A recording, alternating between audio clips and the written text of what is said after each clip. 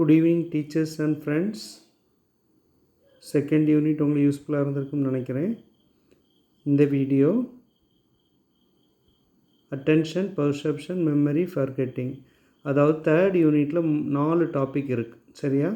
இதுலேயும் கொஞ்சம் பெரிய டாபிக் தான், எல்லாமே கொஸ்டின்ஸ் ஏரியா தான். சரியா? அதனால் கொஞ்சம் கவனமாக பார்த்துக்கோங்க. ஃபஸ்ட்டு கொஸ்டின், உரு மற்றும் பின்னணி என்ற வார்த்தைகளை வைத்து கவனித்தலுக்கு வரையறை கூறியவர். இப்போ நம்ம நிறைய டெஃபினிஷன் சைக்காலஜியில் படத்தில் ஒவ்வொன்றுக்கும் கொடுத்துருப்பாங்க. அப்போ அவ்வளோத்தையும் உங்களுக்கு மெமரி பண்ணிகிட்டு இருக்க முடியாது இப்போ கடைசி நேரம். அதனால் இந்த வேர்ட் மட்டும் ஞாபகத்தில் வச்சுக்கோங்க. ஃபிகர் அண்ட் கிரவுண்ட், இந்த வேர்டை வச்சு டெஃபினிஷன் கொடுத்துருக்கிறது யாருன்னா ரூபின், கெஸ்டால்ட் சைக்காலஜிஸ்ட். சரியா? தமிழில் உரு மற்றும் பின்னணி. ஓகேவா? அடுத்தது மக்டூகலுக்கு ஒரு வேர்டு என்னென்னா, இங்கிலீஷில் வந்து ஸ்ட்ரைவிங் டு காக்னைஸ் அப்படி டிஃபைன் பண்ணுறாரு. அதாவது தமிழில் ஒரு பொருளை தெளிவாக அறிய செய்யப்படும் முயற்சி தான் கவனம் அப்படின்னு கவனத்துக்கு டெஃபினிஷன் கொடுக்குறாரு. யார்? மக்டூகல். இங்கிலீஷில் வந்து ஸ்ட்ரைவிங் டு காக்னைஸ், தமிழில் வந்து ஒரு பொருளை தெளிவாக அறிய செய்யப்படும் முயற்சி தான் கவனம். இந்த கவனித்தலின் வகைகள் 3 வகை. எலாபரேட்டாக நேற்றுக்குள்ள வீடியோவில் பார்த்தோம். இதில் நான் இந்த fourth question, types of attention, கவனித்தலின் வகைகள் 3. என்னென்ன கவனம்னா voluntary attention, involuntary attention, habitual, அதாவது முயற்சிசார் கவனம், முயற்சியற்ற கவனம், பழக்க கவனம். சரியா? நீ அதுக்கு ஒவ்வொன்றுக்கு எக்ஸாம்பிள் டைரெக்டாக கேட்கணும் அப்படி இருக்கும், இன்டைரக்டாக கேட்டாங்கன்னா இந்த மாதிரி தான் கொஸ்டின்ஸ் வரும். சரியா? கணக்கு பிரச்சனையை தீர்ப்பது எவ்வகை கவனம், அதாவது மேக்ஸில் ப்ராப்ளம் சால்விங், மேலே 3 கவனம் பார்த்தோம்ல, அது முயற்சி கவனமாக, முயற்சியற்ற கவனமாக அது. சரியா? இப்போ ப்ராப்ளம் சால்விங்னாலே முயற்சிசார் கவனம், வாலண்டரி அட்டென்ஷன். திடீர் சவுண்டு, பெரிய சவுண்டு, பிரகாசமான ஒளியெல்லாம் முயற்சியற்ற கவனம். ஓகேவா?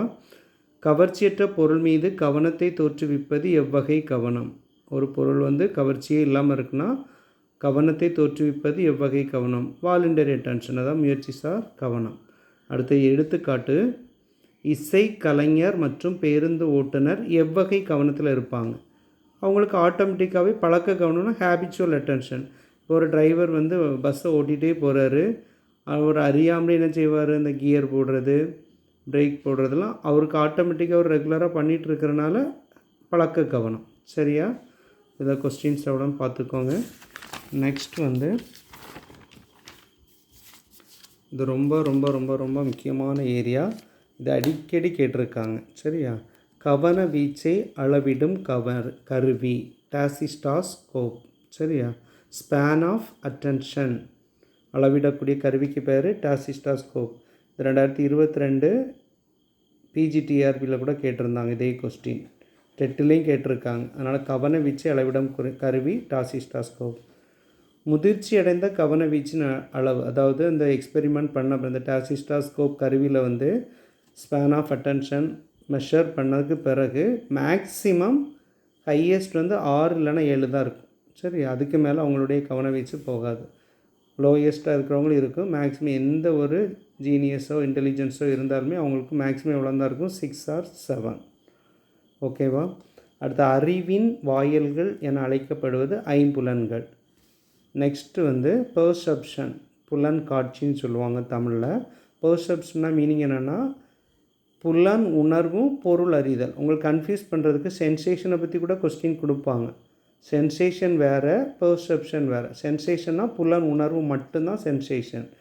அதே இது பெர்செப்ஷன்னா புலன் உணர்வும் இருக்கும், சென்சேஷனும் இருக்கும், ஒரு பொருளை மீனிங்ஃபுல் இன்டர்பிரிட்டேஷனும் இருக்கும். அதாவது ஒரு டயர் வந்து எரிஞ்சிட்டே இருக்கும்போது அந்த ஸ்மெல்லை வச்சே நம்ம கண்டுபிடிக்கிறது டயர் எரிகிறதுன்னு கண்டுபிடிக்கிறது தான் பெர்செப்ஷன். ஏதோ எரிகிறதுன்னு சொல்கிறது சென்சேஷன், இந்த ஸ்மெல்லை வச்சு அறிகிறோம்ல அதுதான் பெர்செப்ஷன். சரியா?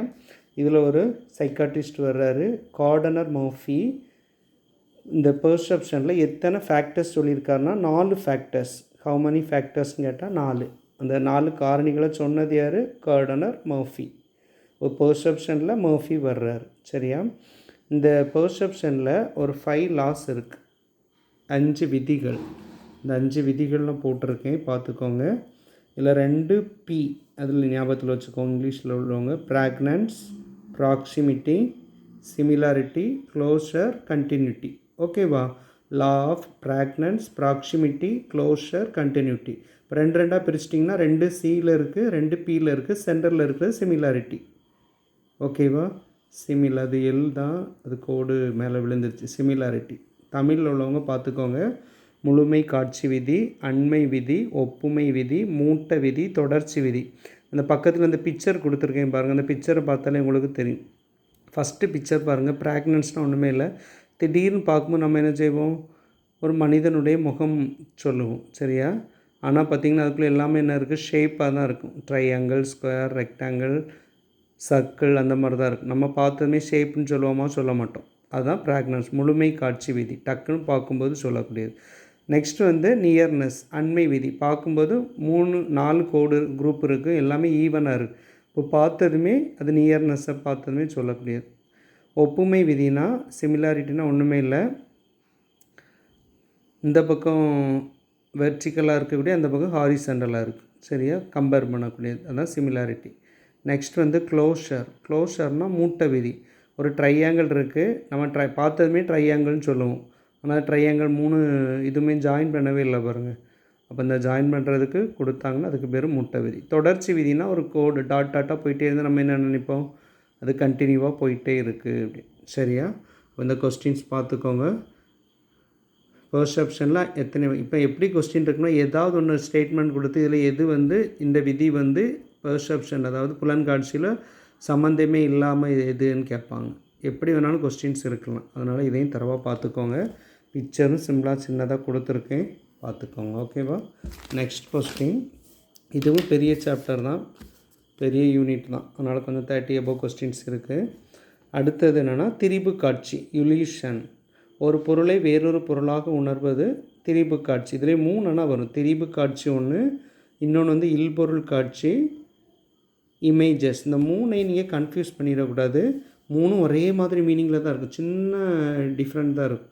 அதாவது திரிபு காட்சினா கயிறை பார்த்து பாம்பு நம்ம நினைப்போம்ல, தான் இல்யூஷன். ஹலூசினேஷன்னா காணல், நீ ஞாபகத்தில் வச்சுக்கோங்க. எவ்வித தூண்டலுமே இருக்காது, ஆனால் தூண்டல் இருக்கிறது போல் தோண்டும், சரியா? இதான் ஹலூசினேஷன், இல்யூஷன். திரிபு காட்சி, இல்பொருள் காட்சி, சாயல்னா பிம்பம், இமேஜஸ். ஒரு பொருள் இல்லாமலே அப்பொருள் பற்றி உணர்தல், சரியா? இந்த 3 கொடுத்துருக்கு. 3லேருந்து கொஸ்டின்ஸ் வரும், கண்டிப்பாக வரலாம். Illusion, hallucination, images. ஓகேவா? நெக்ஸ்ட்டு வந்து சினிமா பாடல்களை மீண்டும் மீண்டும் கேட்க வைப்பது எவ்வகையான சாயல்? இந்த சாயலில் 5 வகை இருக்குது. அதே மாதிரி இல்யூஷன்லேயே 5 இருக்குது. நான் 5ஐயும் கொடுக்கல, உங்களுக்கு இதாக இருக்கும். இப்போதைக்கு நீங்கள் இதை பார்த்துக்கோங்க. இப்போ இல்யூஷனில் 5 டைப்ஸ் இருக்குது, இமேஜஸ்லேயும் 5 டைப்ஸ் இருக்குது.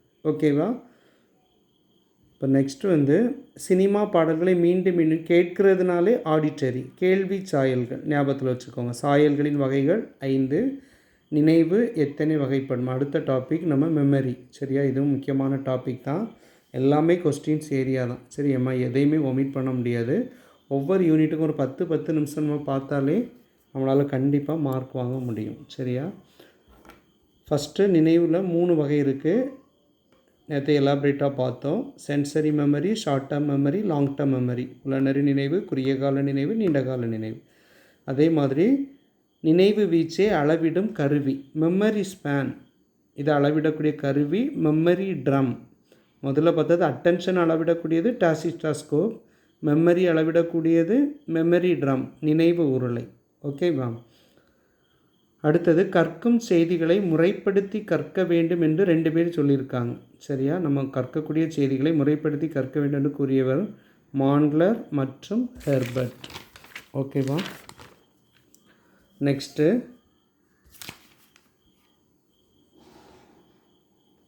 இந்த ஃபர்கெட்டிங் பற்றி கொஞ்சம் கொஸ்டின்ஸ் இருக்குது.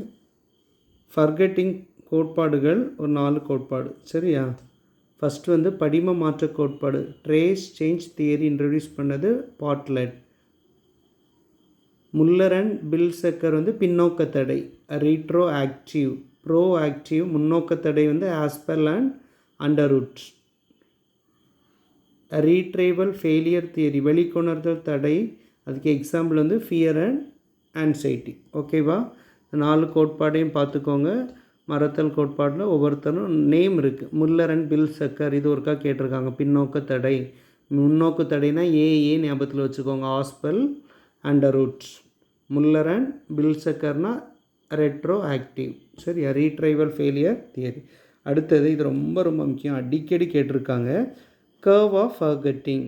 சரியா, மறத்தல் வளைகோடை அறிமுகப்படுத்தியவர் யாருன்னா எபிங்காஸ். சரியா, மறத்தலின் வகைகள் 2, பேசிவ் ஆக்டிவ். செயல்பாடற்ற மறதி, செயல்படும் மறதி. அடுத்த ஒரு இம்பார்ட்டன்ட், செலக்டிவ் அம்னீசியா, அதாவது தேர்ந்தெடுத்த மறதி என்ற சொல்லை அறிமுகப்படுத்தியவர் சிக்மண்ட் ஃப்ராய்டு. சரியா, சிக்மண்ட் ஃப்ராய்டு செலக்டிவ் அம்னீசியா, தேர்ந்தெடுத்த மறதிக்கு சொந்தக்காரர் சிக்மண்ட் ஃப்ராய்டு, ஞாபகத்தில் வச்சுக்கோங்க. 32 லாஸ்ட் கொஸ்டின். முன்பு கற்றதில் சிலவற்றை நினைவு கூறுதலில் ஏற்படும் நிரந்தரமான அல்லது தற்காலிகமான இழப்பு மறதின்னு சொன்னது யாருன்னா மன், ஞாபகத்தில் வச்சுக்கோங்க. மன், ஃப்ராய்டு, இவங்க 2 பேரும் மறதி. மன், மறதி, ஞாபகத்தில் வச்சுக்கோங்க. நம்மளுக்கு நிரந்தரமாக இல்லைன்னா தற்காலிகமாக ஏற்படக்கூடிய இழப்பு தான் மறதின்னு சொன்னவர் மன். சரியா, தேர்ந்தெடுத்த மறதின்னு சொல்கிறவர் யாருன்னா சிக்மண்ட் ஃப்ராய்டு. ஓகேவா? ஓகே டீச்சர்ஸ், உங்களுக்கு பிரயோஜனமாக இருந்திருக்கும். கண்டிப்பாக நீங்கள் பெல் ஐக்கானுக்கு கிளிக் பண்ணுங்கள், சப்ஸ்கிரைப் பண்ணுங்கள். உங்கள் ஃப்ரெண்ட்ஸு டீச்சர்ஸ் யாராக இருந்தாலும் தைரியமாக ஷேர் பண்ணுங்கள். வரும் நாட்களில் கொஞ்சம் டெவலப் பண்ணி டைப் பண்ணி போடுறேன். இப்போ எப்படியாவது ஒரு 4 பேருக்காவது பிரயோஜனமாக இருக்குன்னு சொல்லிட்டு தான் ஹேண்ட் ரிட்டனில் எழுதுனதை அப்படியே நான் போஸ்ட் பண்ணியிருக்கேன். நீங்கள் கண்டிப்பாக உங்கள் ஃப்ரெண்ட்ஸு டெட்டு ப்ரிப்பேர் பண்ணுறவங்களுக்கு எல்லாருக்கும் ஷேர் பண்ணுங்கள். Okay, thank you.